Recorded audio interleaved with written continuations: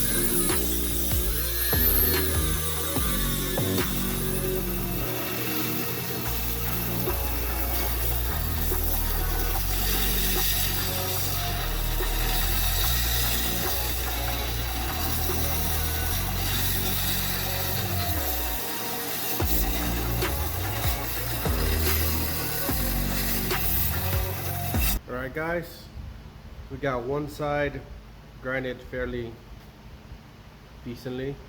Still got a lot of material to take off to get it to where I want it for heat treat, but we're gonna give it a test etch on this side to see what the pattern's looking like, because I really want to see what it looks like.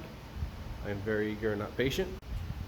Alright guys, I dipped it really quickly into the acid and cleaned it up, so you can get a good look at what the pattern looks like. It's a very rough etch, but overall it's looking pretty cool, and I'm very content with the pattern and how it looks like. Guys, so you can see the pattern popping out right there. It has a lot of movement to it, which I'm very happy with. And the more we grind, the more the movement, the shape is going to change. The pattern is going to change ever so slightly with more grinding. And I got quite a bit of grinding left to do before I'm happy enough to heat treat it. Alright guys, well that's the end of this video. Thank you for watching. If you have any ideas of any future videos that I could be making, any kind of suggestions or just suggestions to make the videos better, be sure to let me know in the comments down below. And thank you very much for watching. I appreciate you, and I'll see you guys on the next one. Later.